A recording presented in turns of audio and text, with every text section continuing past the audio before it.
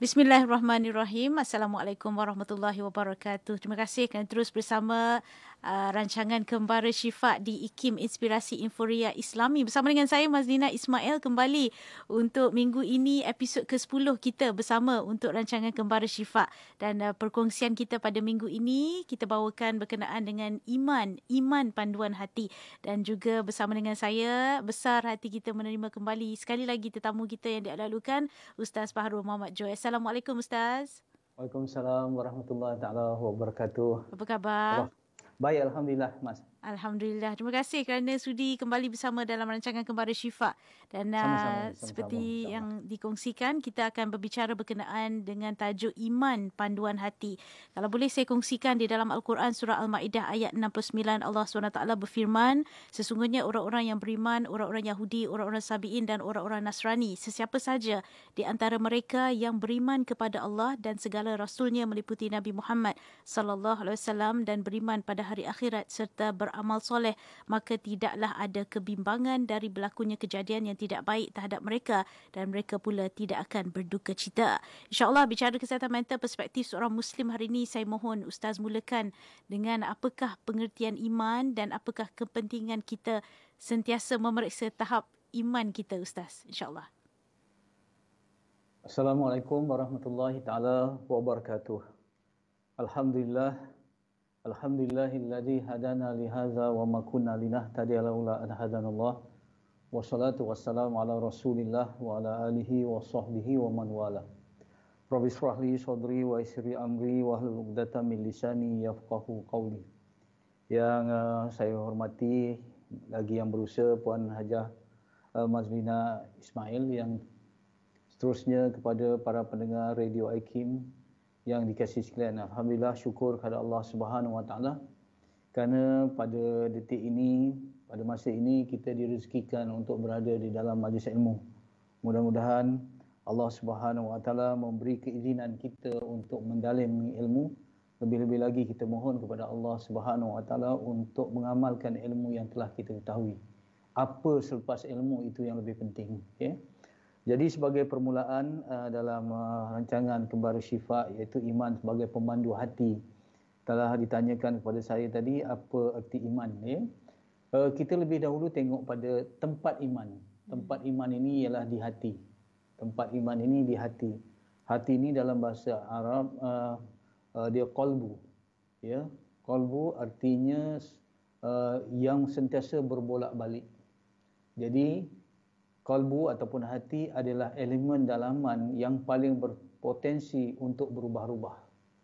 Metafora yang diberikan oleh Rasulullah sallallahu alaihi wasallam tentang bolak-baliknya hati ini seperti mana kuah yang mendidih.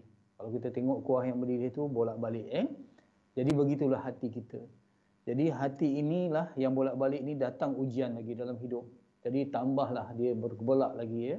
Jadi untuk hati ini tenang, untuk hati ini aman, datanglah iman.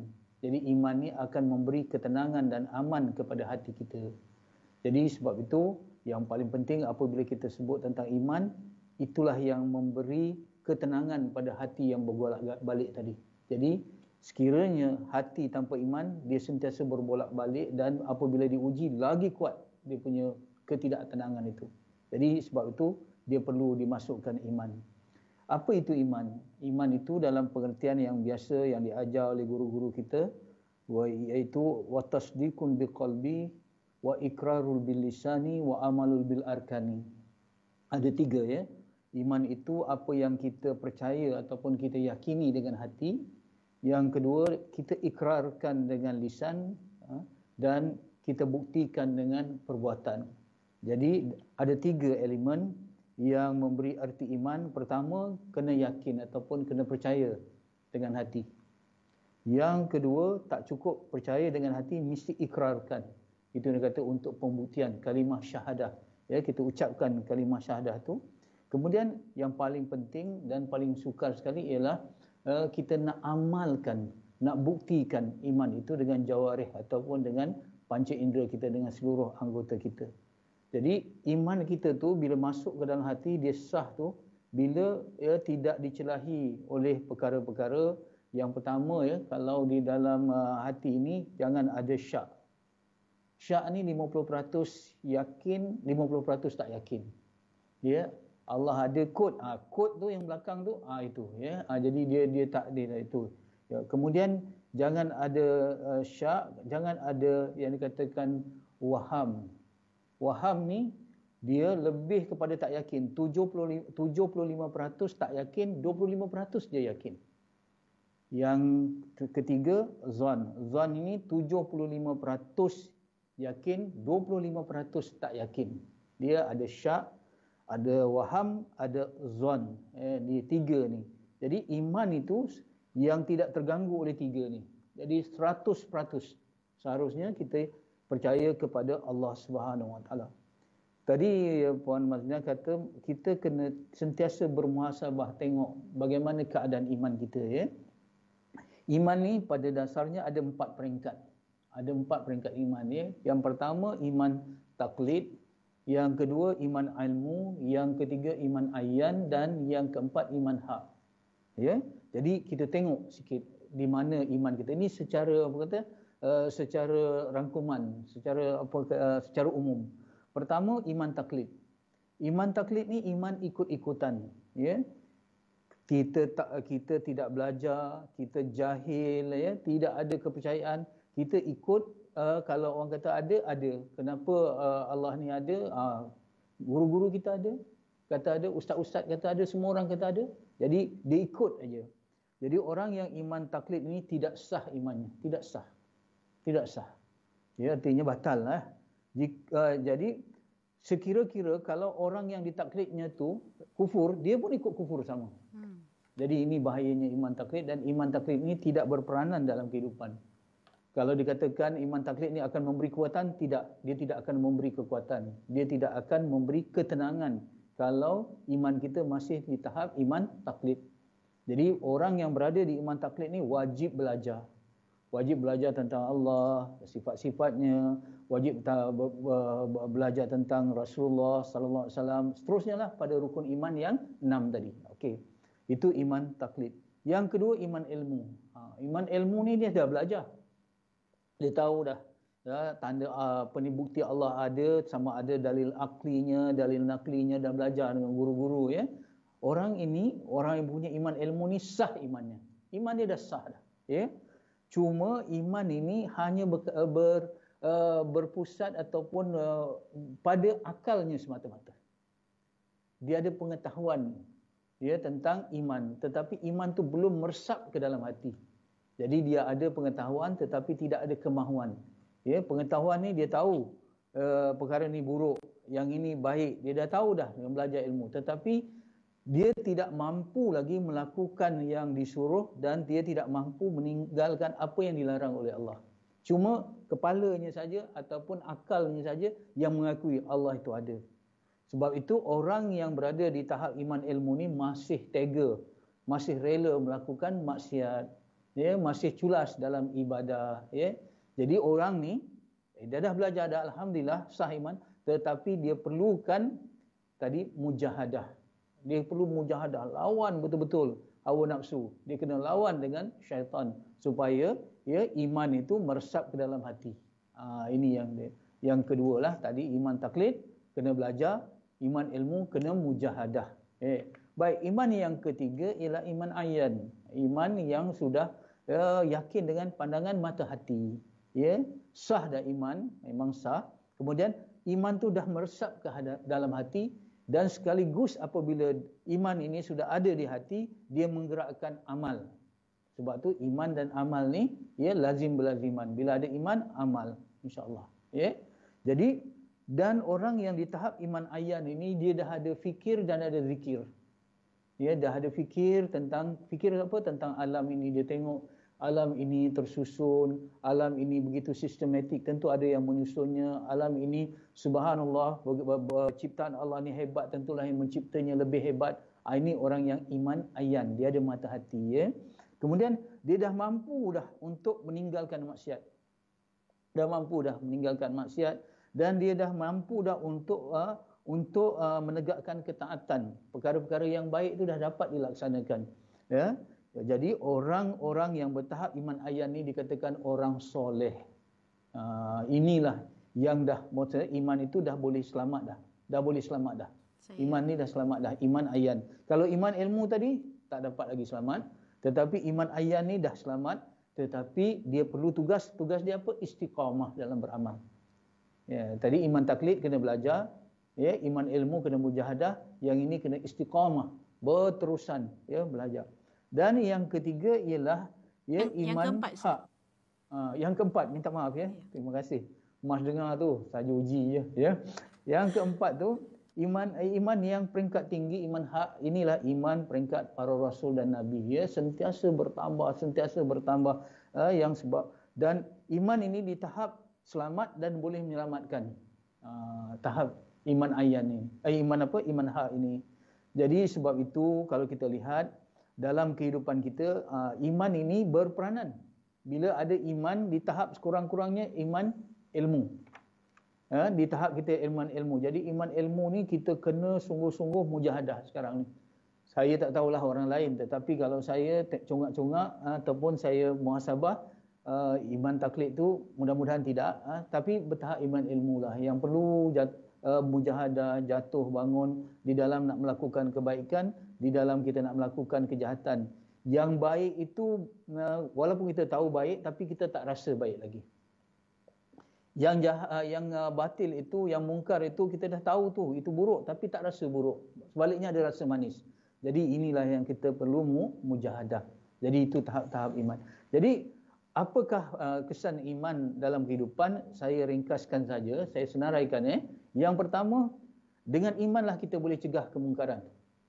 Ya, sebab itu ayat Quran yang turun ya selepas daripada era Makkah, iaitu era Madaniyah, ya, selepas Rasulullah hijrah, ayat Quran yang turun waktu itu barulah ya ayyuhallazina amanu. Sebelumnya ya ayyuhan nas. Tetapi setelah 13 tahun di peringkat Mekah, datanglah ayat Quran ya ayyuhallazina amanu, wahai orang yang beriman. Kalau kita lihat dalam Quran bila kata ya ayyuhallazina amanu, wahai orang beriman, dia ada perintah suruh dan ada perintah larang. Baru orang tu mampu untuk membuat apa yang Allah suruh dan meninggalkan apa yang Allah larang. Jadi kesan iman yang pertama, dia boleh mencegah kemungkaran. Yang kedua, dia boleh mendorong untuk kita melakukan ketaatan. Sebab tu hadis-hadis juga Mas, ya, kita tengok selalu Rasulullah sallallahu alaihi wasallam mulakan hadis dengan siapa yang yakin kepada Allah dan hari akhirat. Dimulakan itu. Siapa yang yakin kepada Allah dan hari akhirat, ini soalan apa? Ini soal iman. Barulah dia kata fal yakul khairan au yasmud. Hendaklah kamu bercakap yang baik ataupun diam. Siapa yang percaya kepada Allah dan hari akhirat, hendaklah dia hormati jirannya. Jadi ada suruhan dan ada tegahan apabila ada iman. Jadi iman ni boleh mencegah kemungkaran, boleh mendorong ketaatan. Seterusnya yang ketiga, boleh cegah yang dikata kekufuran. Ini yang paling penting. Ya, iman ni walaupun sebesar biji sawi, tetapi itu penting kerana dia boleh mencegah kekufuran. Dengan mencegah kekufuran, kita tidak akan kekal di neraka. Na'udzubillah. Jangan kita berada di dalam neraka walaupun sedikit. Tapi kalau ada iman sedikit pun, kita tidak kekal di dalam api neraka. Kemudian iman juga menyebabkan kita mudah menerima peringatan, Mas. Kalau ada peringatan ayat Quran datang, orang memberi nasihat, mudah aja. Sebab itu yang dikatakan orang beriman ini fazakir fa inna dzikra tanfa'ul mu'minin. Ya, berilah peringatan kerana peringatan itu memberi manfaat kepada siapa? Orang beriman. Orang beriman. Jadi orang beriman ni dia mudah teringat apabila diberi peringatan. Dan juga dengan iman ni kita boleh membangunkan sifat-sifat mahmudah dan meninggalkan sifat-sifat mazmumah. Ya, boleh sabar, boleh redha, ya, boleh sangka baik dengan Allah, semua daripada iman, dan boleh meninggalkan marah, kedekut, pengecut, ya, dendam, hasad daripada iman juga. Jadi secara sepintas lalu akhirnya imanlah yang mendorong dua sifat yang paling penting dalam hidup kita. Yang pertama takutkan pada Allah, yang kedua harap kepada Allah. Takut pada Allah atas Allah Subhanahu Wa Taala ni siksanya syadidul iqab, siksanya amat pedih. Tetapi pada masa yang sama kita mengharap rojak kepada Allah Subhanahu Wa Taala akan keampunannya dan sebagainya. Jadi inilah secara sepintas lalu apa arti iman dan apa peranannya di dalam kehidupan kita, insya-Allah. Ya, Ustaz, terima kasih. Itu dia besar sebenarnya fungsi iman dalam kehidupan kita sebagai seorang manusia. Macam Ustaz sebut tadi, ya, banyak sifat-sifat mahmudah boleh dibangunkan dengan adanya iman, dan pentingnya untuk kita mengetahui di mana tahap iman kita yang Ustaz sebutkan 4 tahap tadi. Tapi Ustaz, macam kita sebut sebelum ini, dunia ini tempat diuji, Ustaz, dan manusia macam Ustaz sebut tadi seperti air yang mendidih, ya. Ya, hatinya bergolak macam air yang mendidih. Jadi macam mana Ustaz bila dilanda ujian? Bagaimanakah iman itu berfungsi dalam memandu hati ketika dilanda ujian, dan juga dalam perspektif ketahanan mental seorang Muslim, Ustaz? Ya, yang pertama kita kena yakin bahawa selagi hidup kita selagi itu diuji. Ya. Cuma kadang-kadang kita suka membanding-bandingkan dengan hidup orang lain, yang menyangka orang lain itu tidak diuji. Ya, selalu saya katakan pelangi selalu kelihatan atas kepala orang lain. Ya, kita tak rasa pelangi juga atas kepala kita. Yang susahnya kita. Ya, kalau datang musibah selalu kita, kenapa aku saja yang kena? Selalu gitu. Ya. Jadi saya nak tegaskan, bila ujian datang, dia tidak melanda yang main-main, anggota kita. Tetapi ujian ini datang melanda hati. Jadi hati semakin bergolak. Walaupun mungkin sakitnya tangan, walaupun perkara-perkara yang lain yang berlaku, tetapi tempat segala-galanya yang menanggung ialah hati. Hati yang menanggung. Ya, itu yang Tuhan kata, karam di laut boleh nampak, karam di hati siapa tahu. Jadi memang hati yang akan. Jadi hati dengan ujian ni, itu yang dikatakan perlu iman. Apa peranan iman untuk memandu hati? Saya bawa metafora beginilah, ya. Kalau ada, contohnya sekarang ni, kalau kita ni ada gelas, ya, ada air, ya, saya letakkan satu sudu garam di dalam air ni, kita minum tentulah rasa asin, betul, ya. Tetapi kalau kita jadikan air ni satu cerik, ya, penuh, kita bubuh garam yang sama, satu camca garam, dia kurang masin dah. Satu tempayan, dia kurang masin. Satu kolah kurang masin, satu swimming pool kata lagi kurang masin, ya, ataupun satu tasik dia akan kurang masin. Jadi apa yang saya nak gambarkan, garam itu umpama ujian, kuantiti air itu untuk umpama iman, betul, ya. Jadi kalaulah iman kita kecil, ya, bila kita datang ujian yang sikit pun dah masin dah, maksudnya dah bergolak dah jiwa kita, ya. Jadi kalau iman tu dibesarkan macam tadi, air tu dah bertambah jadi satu kolah, datang ujian dah tak rasa apa-apa dah. Ya, dah kurang dah rasa. Rasa jugalah tapi tak rasa ya begitu masin sangat, ya. Jadi justru dalam kehidupan kita tidak boleh mengelakkan ujian, tetapi apa yang boleh kita kata ialah kita menambahkan iman. Itu. Tambah air. Nak kurangkan garam tak boleh, sebab itu adalah sunnatullah, yang berlaku dalam kehidupan kita. Jadi sebab tu saya nak bawa satu ungkapan dalam bahasa Inggeris, tolong betulkan, ya Mas, ya. We can direct the wind but we can adjust our sails. Maksudnya kita tidak boleh kawal arah angin, tetapi yang kita boleh kawal kemudi pelayaran kita. Jadi ujian kita tidak dapat kawal sebab itu takdir daripada Allah, tetapi yang kita boleh kawal apa? Tambahkan iman kita. Justru datanglah dorongan daripada Allah Subhanahu Wa Taala melalui lidah Rasulullah Sallallahu Alaihi Wasallam, perbaharuilah iman kamu sentiasa dengan mengucap la ilaha illallah. Jadi bila datang saja ujian, perbaharui iman kita. Perbaharui itu maksudnya kuatkan iman kita dengan zikrullah, dan afdalul zikri, zikir yang paling afdal ialah la ilaha illallah. Ini penting, ya. Jadi sebab itu ada juga zikir-zikir yang lain yang perlu kita baca. Tetapi apa yang penting, zikir ini ialah ingat Allah. Selalunya kita mengucapkan kalimah-kalimah zikir, ya Mas. Tetapi yang penting merasai, ya, makna ataupun kesan kalimah zikir itu di dalam hati kita. Jadi kalau kadang-kadang kalau kita kata la ilaha illallah, la ilaha illallah, ataupun subhanallah, astaghfirullah, la ilaha illa anta subhanaka inni kuntu minaz zalimin. Tapi kalau itu hanya ucapan dalam bentuk kata-kata dan kerja bibir, maka lidah saja, maka ia tidak akan memberi kesan. Ucapan itu mestilah lahir daripada hati kita. Ya. La ilaha illallah, kata-kata tidak ada Tuhan melainkan Allah. Artinya apa dalam ucapan tu? Yang nak beriman, tidak ada yang kita takut melainkan Allah.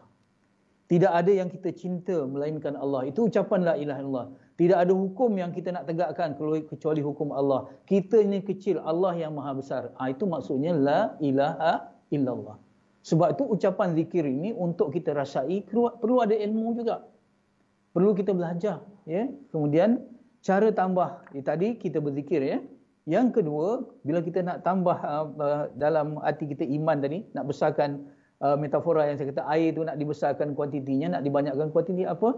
Dengan kita membaca Al-Quran. Sebab itu dikatakan dalam Al-Quran, wa iza tuliyat alaihim ayatuhu zadathum imana. Sebab itu dalam Quran Allah Subhanahu Wa Taala menegaskan, apabila dibacakan ayat-ayat Quran kepada mereka, zadathum imana, maksudnya bertambah keimanan. Jadi apabila kita ada masalah, kita cepat cari Al-Quran. Jadi sebab itu kalau orang kata Al-Quran ni bukan macam bukan saja seperti ubat, tetapi dia seperti suplemen. Kita kena terus makan, bukan bila sakit je kita dah. Tetapi tak apalah, kalau Allah paksa kita mendekati Al-Quran dengan sakit pun bagus juga, sebab ada orang yang walaupun dah diuji tak juga pergi dekat Al-Quran. Jadi bila kita dekat dengan Al-Quran macam mana? Caranya saya sikit daripada baca Yasin. Yasin tu banyak kali. Saya pernah diuji, saya baca sampai 50 kali dalam satu hari. Baca. Ya, sebab Yasin ni satu keistimewaan, dia ikut niat kita. Niat kita apa, dia ikut je. Ya, dia ikut Yasin ni. Ya. Kalau kita macam resah, gelisah, baca Manzil. Manzil ni pun tak, ayat-ayat Manzil pun tak panjang. Dalam tak sampai 10 minit habis. Kalau mereka yang dah melazimi maksurat tu lebih baguslah, sama ada yang sugra atau yang kubra, itu bagus. Maksudnya saya katakan dulu, hati kita dengan zikrullah macam ikan dengan air. Itu ya. Jadi bila kita dah mengelupur dengan ujian, maksudnya ikan tu dah sedang mengelupur ya. Macam mana yang kita nak buat selamatkan mas? Kalau ikan dah mengelupur, kita ambil ikan tu, masuk air. Campur air balik, dia berenang, lentuk dia tenang balik. Begitu. Jadi itu baca Quran ya. Seterusnya bila kita diuji, kata Ibnu Mas'ud, bila ditanya seorang lelaki yang katanya hati dia sedih, Ibnu Mas'ud ni seorang sahabat radhiyallahu anhu menasihati ya. Dia kata solat malam, kemudian baca Quran, saya dah sebut dah tadi. Yang ketiga, ingat mati. Ingat mati. Pernah satu ketika seorang wanita berjumpa dengan Siti Aisyah, dia mengadu, dia kata resah hati dia. Kata Siti Aisyah apa? Ingat mati. Oh, rupa-rupanya zikir ini ada dua. Satu zikir yang berbunyi, iaitu dengan kalimah zikir. Satu zikir yang senyap, iaitu ingat kepada mati. Jadi, kenapa ingat mati ni menyebabkan hati kita tenang? Sebab kita rasa dengan ingat mati, kita akan berpindah daripada alam dunia ini menuju alam barzah. Ya? Dan kita akan berdepan dengan ujian-ujian yang lebih besar selepas ini. Jadi rupa-rupanya apabila kita fikir ujian lebih besar, ujian yang sedikit ini kita rasa kecil dah. Sebab itu ingat mati ini menyebabkan kita ingat pertemuan dengan Allah. Subhanallah ya. Jadi sebab itu mati itu bagi orang beriman satu kerehatan. Ya, satu kerehatan. Jadi kita fikirkan. Kemudian saya dah katakan tadi, kalau kita sedang resah, gelisah, ya saya katakan fikir dan zikir. Keluar daripada rumah. Jangan duduk dalam tempat yang sempit. Keluar. Kata orang tua dulu, dia kata gitu je, petua orang tua dulu, tengok langit. Kata, lapang langit tu nanti lapanglah hati kita. Tetapi sebenarnya, subhanallah, bila kita tengok kejadian-kejadian, ciptaan-ciptaan Allah yang direct. Langit Allah yang cipta. Pokok-pokok Allah yang cipta. Laut, sungai Allah yang cipta. Bukit, bukau, gunung ganang Allah yang cipta. Rupa-rupanya hati kita akan tenang bila kita lihat ataupun kita dekat dengan sesuatu yang dekat dengan Allah.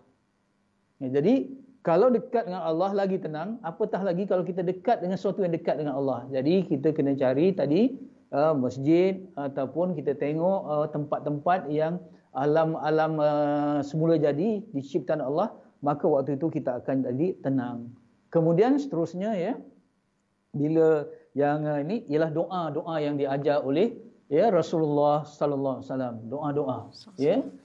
Jadi sebab itu doa-doa yang datang daripada Al-Quran, ya, yang dulu waktu saya baca Al-Quran dulu, lepas kita mengaji, ustazah ataupun ustaz akan suruh kita baca ayat ini, Al-Ghafir, ya, ayat 44. Ustazah Asma pun dah ada sebut rupanya ini. Rupanya masa kecil dulu kita baca, kita tak tahu. Rupanya maknanya sangat mendalam, ya. Iaitu auzubillahi minasyaitonirrajim, fasatazkuruna ma aqulu lakum wa ufawwidu amri ilallah innallaha basirun bil ibad. Semua kita tahu, ya. Maksudnya, maka kelak kamu akan ingat kepada apa yang aku katakan kepadamu, dan aku menyerahkan urusanku kepada Allah. Sungguhnya Allah Maha melihat akan hamba-hambanya. Tuhan lihatlah kita, ya. Tuhan tak biarkan kita. Kita bukan tersisih lah, kita terpilih lah, ya. Allah sayang, Allah uji. Jadi itu mengingatkan kita. Begitu juga doa yang diajar oleh Rasulullah sallallahu alaihi wasallam kepada Abu Umamah apabila dia dilanda kerusahan. Apa doanya? Ini kalau elok bangun pagi kita baca doa ni, ya. Allahumma inni a'udzubika minal hammi wal hazan wa a'udzubika minal ajzi wal kasal wa a'udzubika minal jubni wal bukh wa a'udzubika min ghalabati daini wa qahrir rijal. Yang ini doa-doa ini kadang-kadang bila saya kongsikan dengan sahabat-sahabat, dia kata dah baca pun tapi tak tenang juga. Ya. Jadi sebab itu kita kena yakin dulu. Ya, kena yakin dulu kepada Allah Subhanahu Wa Taala, belajar tentang ilmu tauhid, kemudian kita yakin betul kepada Rasulullah. Bila kita baca penuh keyakinan, barulah kita ada kesan. Ya, barulah ada kesan. Yakin sungguh kepada Allah Subhanahu Wa Taala. Maksudnya, ya Allah, sungguhnya aku berlindung kepadamu dengan kedukaan dan kesedihan. Minal hammi wal hazan. Ini yang penting dalam hidup. Ya. Jadi orang yang ada masalah kesihatan mental dan sebagainya bukan kerana lemah iman, tetapi kerana Allah nak tambah iman dengan ujian itu supaya dia kembali kepada Allah Subhanahu Wa Taala. Inilah respon saya pada soalan yang kedua. Ya, terima kasih Ustaz. Menarik Ustaz, betul Ustaz kata mungkin kita nak melihat tahap iman kita bila kita dilanda ujian, betul Ustaz? Ya.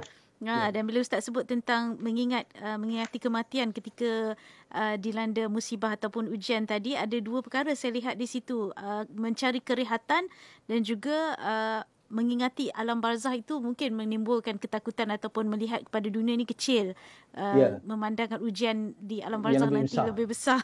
Tapi perlu, jadi macam ni Mas, dia punya apa ni metaforanya, kalau kita dalam jarak yang 1 meter, kita tengok ada lipan nak gigit kita.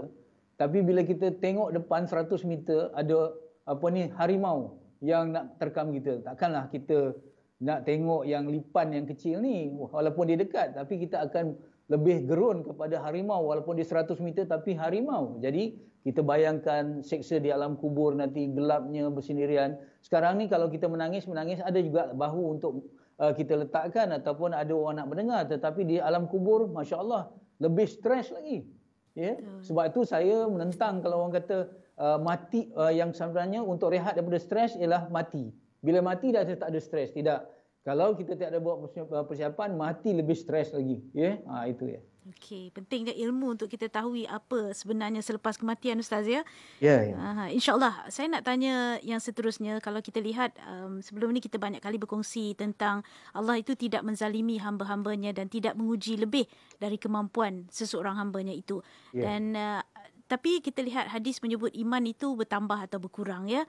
Ada kalanya kita merasa lemah ataupun kadang-kadang datang bisikan-bisikan tertentu yang mendatangkan persoalan, kenapa, macam Ustaz sebut tadi, kenapa aku, ataupun adakah aku tidak disayangi Allah SWT, dan seperti itulah bisikan atau was-was. Apa sebenarnya yang perlu disemat dalam fikiran ketika kita didatangi bisikan seperti itu, Ustaz? Pertamanya saya ingin berpesan pada diri saya dan juga sahabat-sahabat yang mengikuti perancangan ini, ya.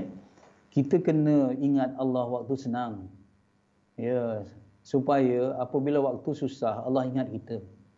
Tapi Allah ingat kita setiap masa, ya.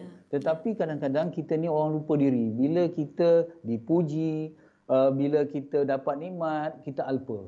Bila diuji terus-terus, waktu itu kita baru nak kembali kepada Allah Subhanahu Wa Taala. Jadi elok jugalah kembali pada Allah, tetapi sekarang ni tukar mindset kita, ya. Waktu kita senang, waktu kita tenang, isi dengan zikrullah.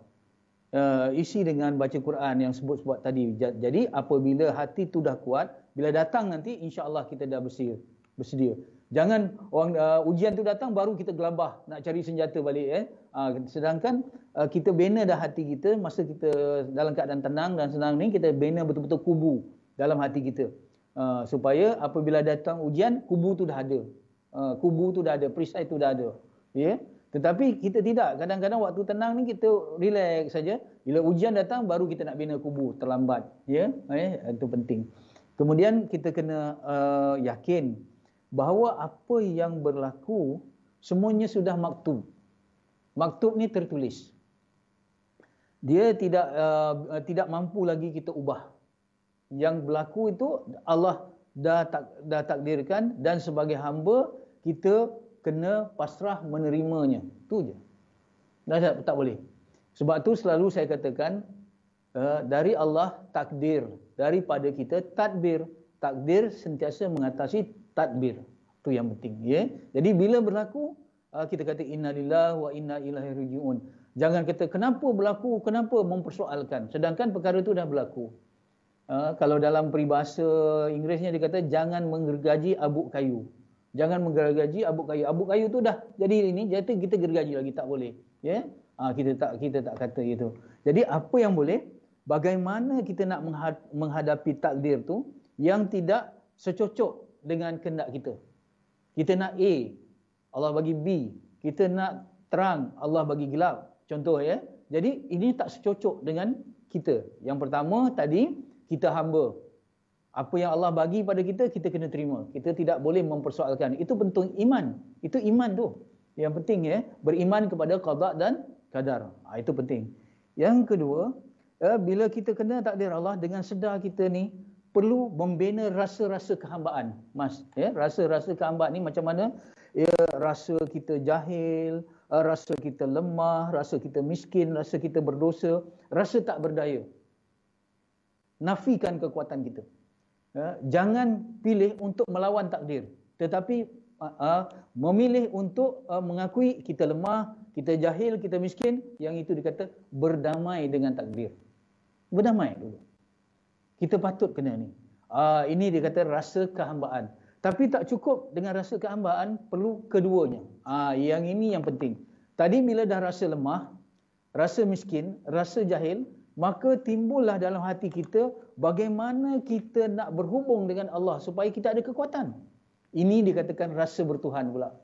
Rasa bertuhan ni, kita lemah, nak bergantung kepada Tuhan yang Maha Perkasa. Kita jahil, nak bergantung kepada Allah yang Maha Alim, yang Maha Mengetahui. Kita dizalimi, kita nak bergantung kepada Allah yang Maha Pengasih, Maha Penyayang.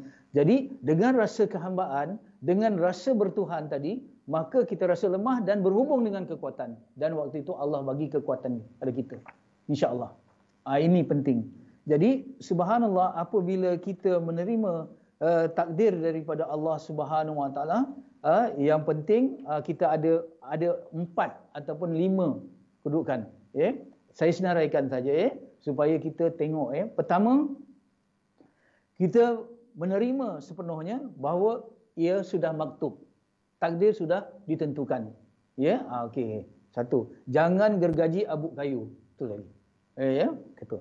Yang kedua, oleh kerana takdir ni datang daripada Allah yang Maha Baik, pasti baik walaupun kita belum nampak. Walaupun kita belum dapat analisa mana baiknya, tak tahulah. Ya, kenapa aku nak macam ni, Allah bagi macam ni, tak tahu baik dia, tetapi kita yakin ni datang daripada Allah, pasti baik. Itu satu, ya. Yang kedua. Yang ketiga, seperti yang Mas katakan tadi, ya, semuanya sudah diukur dos dia. Ya, macam baju ni kita pakai, tailornya pandai sesuai je. Tangan kita sesuai pakai, leher kita sesuai pakai. Begitulah Allah dalam menentukan takdir kepada kita, dah Allah ukur dah kemampuan kita. Oh, kita kata macam mampu pun kita hadapi. Tidak, kita belum fully utilize. Kita belum mengoptimumkan kekuatan yang ada pada kita. Allah bagi 10 kekuatan pada kita. Bila datang ujian, 10 tu perlu keluar. Tapi yang kita keluar 2 je. 8 tersimpan. 8 ni macam mana kita nak cari? Cari dalam panduan Al-Quran, cari dalam panduan hadis. Dekat situ ada kekuatan-kekuatan yang Allah beri. Jadi saya buat contoh begini. Bisa ular, selalunya pada bisa ular tu ada penawar juga. Jadi dalam ujian ini, pada ujian tu juga ada penawar. Ya, ini ada katakan sudah diukur oleh Allah. Dan yang keempat, ini paling penting. Bila kita diuji, cari kesalahan dan dosa kita. Ya, saya tak tahu ada seni kata selalu dalam lagu-lagu ini tersilap tahu. Dia kata bila kena uji, apa dosa aku? Macam dia tak berdosa. Ya?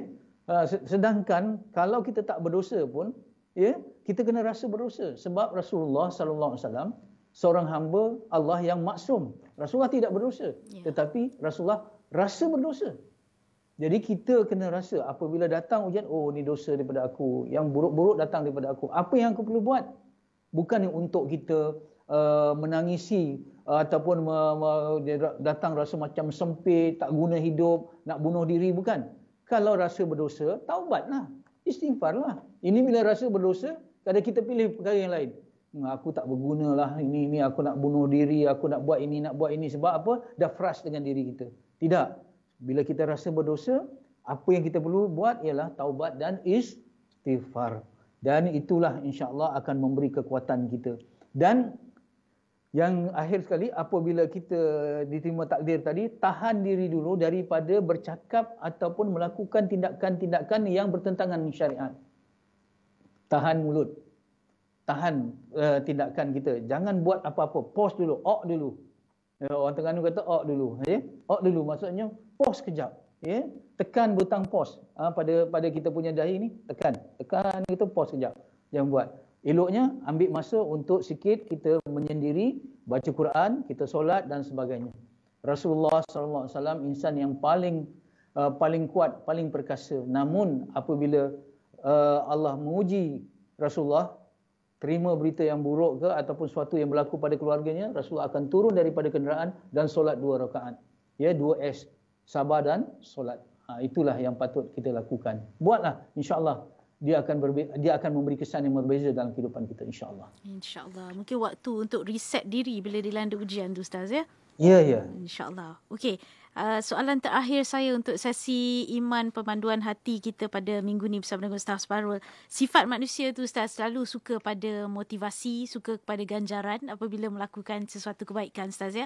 Jadi apa agaknya, Ustaz, berita baik ataupun ganjaran bagi mereka yang terus-menerus berusaha untuk sabar, bersangka baik dan juga redha dalam menghadapi ujian demi ujian dalam kehidupan, Ustaz?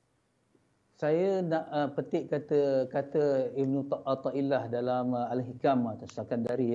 Ibnu Athaillah As-Sakandari, dia kata dalam Hikam, dia kata ada pintu-pintu pembukaan ataupun pintu-pintu penerimaan daripada Allah Subhanahu Wa Taala yang tidak diberikannya melalui ibadah-ibadah.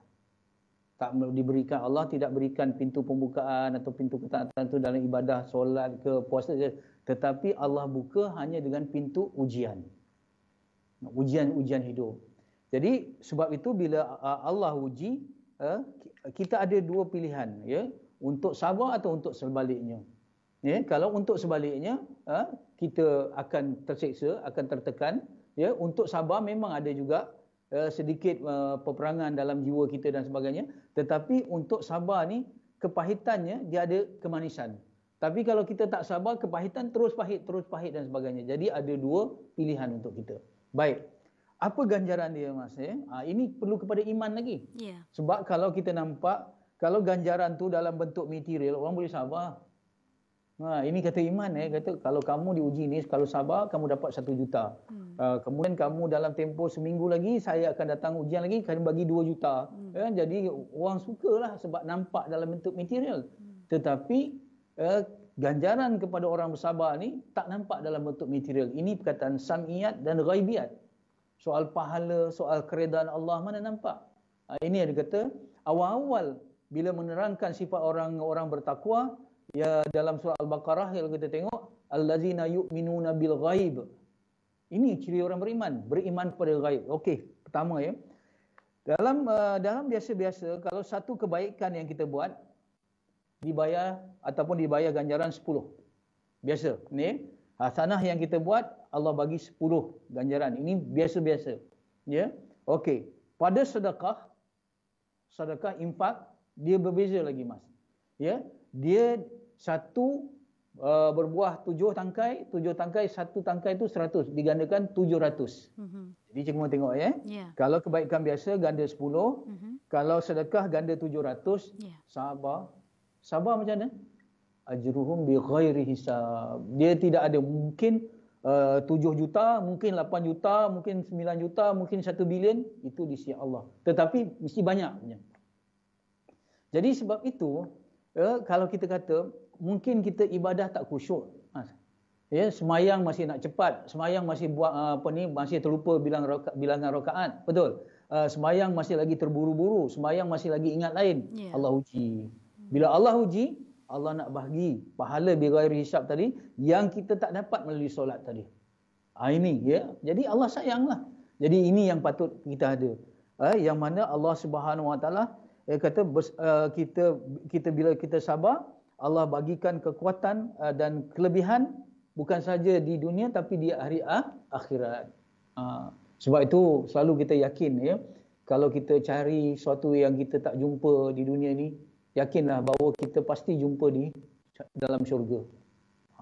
Yang ini ya. Sebab tu keluarga Yasir, apabila Ammar bin Yasir, apabila bapanya Yasir, kemudian Sumayyah ibunya dibakar ataupun diseksa oleh orang-orang kafir Quraisy, apa yang Rasulullah kata? Sabar bagimu keluarga Yasir, bagimu syurga. Syurga je. Jadi kalau sekarang lah kan, ada orang yang sedang susah hati ya, Mas kita kata sabarlah, syurga balasan. Tak logik dia kata. Saya nak sesuatu yang ini, janji-janji syurga ni orang kata tidak dapat, itu tandanya tidak beriman. Orang yang beriman seperti mana Sumayyah, seperti mana Yasir, seperti mana Ammar, bila dijanjikan syurga, mereka tega dan rela terus ya dapat menerima seksaan daripada orang kafir. Sedangkan waktu itu mereka berdepan dengan nyawa dan Sumayyah memang mati, Yasir memang mati, syahid. Ya? Tetapi mereka kata, begitu juga kita lihat Siti Asiyah, ya, isteri kepada Firaun, betul ya? Suaminya seksa dan sebagainya, bila itu dia kata apa? Dia sabar, dia kata tolong bina rumah di dalam syurga. Asiyah pun kata bina rumah di dalam syurga. Jadi kita pujuk-pujuklah hati. Ya, kalau apa yang kita tanda, katalah jodoh yang kita tak jumpa, jodoh kita sedang menunggu kita di syurga. Rumah kita kecil, rumah insya-Allah menunggu di syurga. Kemudian apa saja yang kita nak tak dapat di dunia ni, betul-betul kita tekad sungguh-sungguh, dunia ni hanya kecil dan sementara, nanti kita akan dapatkan semua ini di dalam syurga. Subhanallah, saya nak tutup macam ni je lah ya.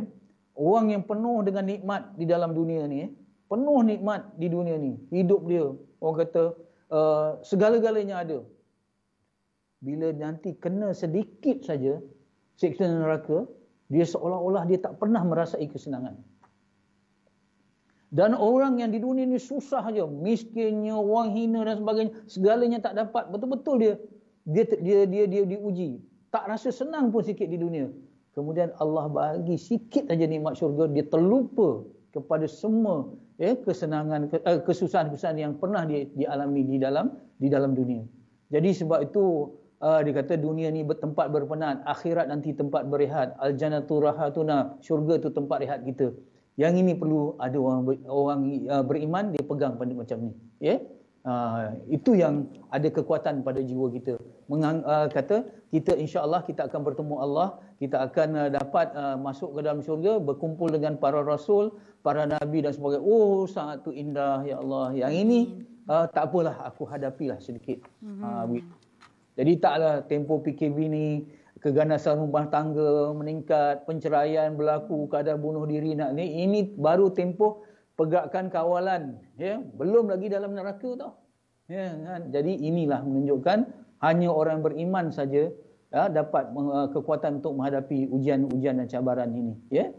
Saya nak akhiri kata macam ni ya Mas ya, katakan tak salah minta hidup yang mudah, tapi lebih baik minta hati yang tabah. Dan hati yang tabah ialah hati yang dekat dengan Allah, kerana hati itu ada sabar, ada sangka baik, ada redha, ada syukur. Semua itu adalah kekuatan kita hidup di dunia dan bekalan untuk hidup di hari akhirat nanti insya-Allah. Amin, insya-Allah. Iman, panduan hati, itu dia pentingnya kita mempunyai ilmu. Macam Ustaz sebut tadi, tahap-tahap iman kita sama-sama kita muhasabah dan sentiasa menambah ilmu agar kita beroleh iman yang tertinggi dan dapat membantu kita dalam menghadapi apa jua kehidupan yang sementara ini insya-Allah. Saya nak ucap terima kasih kepada Ustaz Fahrul Muhammad Joad kerana sudi berkongsi ilmu bersama dalam rancangan Kembara Syifa. Insya-Allah ada kesempatan lain kita nak jemput Ustaz sekali lagi untuk terus berkongsi bersama kami di IKIM Inspirasi Inforia Islami. Sampai bertemu lagi. Terima kasih sekali lagi Ustaz. Assalamualaikum. Waalaikumsalam warahmatullahi wabarakatuh.